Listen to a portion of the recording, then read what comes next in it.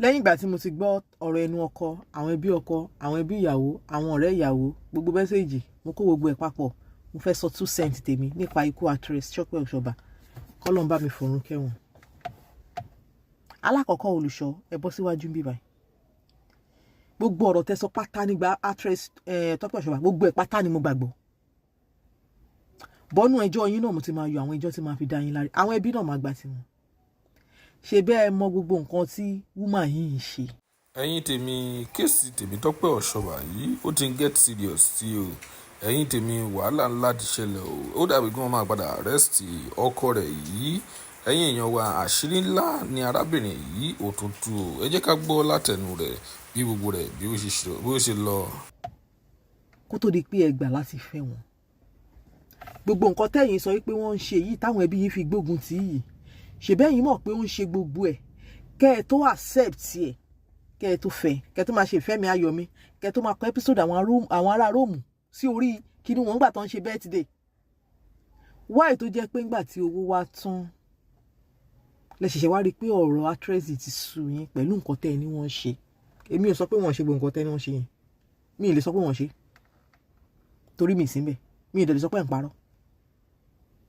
Ibi tẹ́yìn ti jẹ̀bi nìyẹn. Nígbà tí actress yìí dé pẹ̀lú owó tó bọ̀ láti hospital tí wọ́n kówó dé tí wọ́n gbé mọ́tò dé, ẹ̀yin ò ṣe fi tóbìnrin bá nífẹ̀ẹ́ ọkùnrin ó máa ń gbọ́ràn sí lẹ́nu. Ẹ̀yin ò ṣe fi rehabilitation, ẹ̀yin ò ṣe fi lọ wọ́n.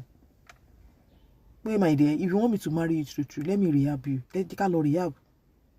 You need to stop this thing first. Gbogbo nǹkan tó ń ṣe ń gbà yẹn ó pa yín lára mu ní nítorí owó wà lọ́wọ́ wọn. Ẹ̀yin náà sọ ẹ̀dán ra góòlì fún yín, ó dẹ̀ fún yín 1.5 million naira. Ilé take advantage wọn gbà yẹn torí pé rí pé star ni. Táwọn èèyàn bá rí pé star wá church yín, wọ́n á torí èrò máa ya. Nǹkan tẹ́ ṣe nìyẹn. Bóyá ẹ bá mọ̀, ẹ̀ àwa ń sán bíbá yìí fún wa according to gbogbo ẹjọ́ tẹ́ rò fún ara yín. Ibi tẹ́ ti jẹ̀bi nìyẹn. Ẹ jẹ̀bi. Gbogbo ẹ̀sùn tárábìnrin yẹn fi kàn yín, ẹ jẹ̀bi torí kò lè dìde kó wá rojọ́ mọ́. Ẹ̀sùn tẹ́yin gan rò lẹ́nu fún ara yín, ẹ jẹ̀bi. Débi wípé ẹ tún wá ń fídíò wọn, ẹ tún wá ń yà wọn. Bí mo bí ẹ padà send evidence sí orí live tẹ́ wà lánàá, tẹ́ bá send á jẹ́ pé orí yín ti gbálẹ̀, ẹ ní làákàyè rárá. Ẹ yẹ lẹ́ni tó ń tukọ̀ ìjọ. Ẹ̀yin ẹbí, ẹ rò dáadáa kẹ́ ẹ tó jàjà wèrè tẹ́ fẹ́ jà yìí o. Where are you when this sister tó ń suffer báyìí, tó ń ta toast bread? Bó ṣe sọ pé ẹ wà okay tó. Tẹ́ni yìí bá ti ẹ̀ ń ṣe nǹkan tí wọ́n ń ṣe because ó lè jẹ́ nítorí ẹlẹ́yìn náà ṣe ta wọ́n dànù pé àwọn ọmọ tó ń ṣe báyìí ẹ kò gbọ́ràn.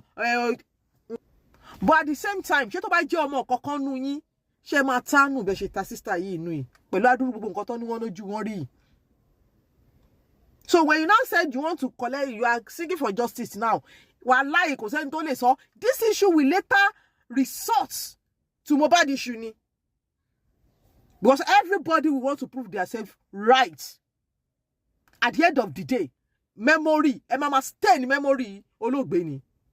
Because àwọn nǹkan kan máa jáde, àwọn fídíò kankan máa jáde, àwọn nǹkan kan máa jáde tó máa dàbí stay lójú àwa tó ní làákàyè. Ẹ̀yin tẹ́ bá fi emotion sílẹ̀ máa rí pé kò sí nǹkan tó wrong nínú kíní, but àwa tó rí wá bá pé a máa rí pé nǹkan tó wrong pọ̀ nínú kíní.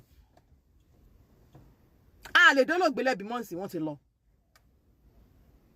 Àmọ́ at the same time lè máa jẹ́ ẹ̀kọ́ fún. Tẹ́ bá ń búlì obìnrin tí wọ́n sì ń lé ọkọ. Ṣé mo bẹ́ ṣe búlì mi tó online torí pé mo sọ fún yín pé mi ò lọ́kọ. Àtobìnrin àtọkùnrin. Ṣé mo bẹ́ ṣe máa ń búlì mi tó? Bọ̀ búlì yín ò lè jẹ́ nǹkan kan lára tèmi mọ́ torí ibi tèmi ti gbà kọjá ojú tó ti rí 99 ni. Wàláhì 100 ò bà mí lẹ́rù mọ́. Tẹ́ máa búlì wọn. Ẹ sọ pé àwọn actress wọn ṣe báyìí. Ṣé rí most wọn tẹ́ ń wò yẹn? Aṣọ máa lọ fi ń bo nǹkan mọ́lẹ̀. Ṣé ló kó gbogbo náà lọ́wọ́ òkè bẹ́ẹ̀ ṣe ń wò wọ́n yẹn ni? Bẹ́yìn kan ṣe ń yọ lórí áàpù yìí pẹ̀lú tọ́kìṣì, pẹ̀lú yẹríngì, pẹ̀lú gbogbo ẹ̀ tẹ́ ń ṣe mọ̀nàmọ̀nà lábẹ́ aṣọ yín, ẹmọ̀nà tó ń jó yín náà. Bẹ́ẹ̀ náà ló ṣe rí fún most àwọn actress tẹ́ ń wò yẹn. Kò ń ṣe gbogbo náà lọ́wọ́ òkè délẹ̀ bẹ́yẹn. Ẹnìkan ọ̀rẹ́ nìkan, iná tó ń jó níbọ̀dì everybody wọn lábẹ́ aṣọ, kò ń ṣe kékeré o. Káṣírí má tú kídi má gbófo, òun ní gbogbo nǹkan tẹ́ ń rí ń ta yẹn o. It's not pé gbogbo nǹkan náà dùn yànrànyànràn fún every one of them bẹ́ẹ̀ yẹn o. Ẹnìkan ọ̀rẹ́ nìkan bẹ ṣe ń wò wọ́n yẹn oníkálùkù ń du orí ẹ̀ kiri ni. Kọ́lọ́ má jẹ́ ká fọ́ síbi tí ẹni yìí fọ́ sílé nìyí. Love yourself. Tó bá nífẹ̀ẹ́ ara ẹ, o ò ní gbàgbé ara ẹ̀ sínú ìgbèkùn ìfẹ́ débi pé ó máa para ẹ̀ dànù bí wọ́n ṣe para wọn dànù yìí. Yes, ohun kan tí mo bá ń preach fẹ́ obìnrin ní gbogbo ìgbà nìyẹn. Love yourself first. Even if he's doing everything tó náà ṣe ń sìn, tó bá yẹ pé nìyí nífẹ̀ẹ́ ara ẹ̀ tó dẹ̀ ṣe rò pé òun nífẹ̀ẹ́ ara òun ni, ṣé mo wípé kò ní jẹ́ kó dé ibi tó dé yìí táfi tètè mú ara ẹ̀ papọ̀ pé no, ibi tí mo wá yìí mo ti ń kọjá àyè mi, àbí wọ́n fẹ́ mi wọ́n ń bíbà yìí, jẹ́ n kó pápá mi kí n máa lọ. Ẹ wo ibi tó já sí ń sìn.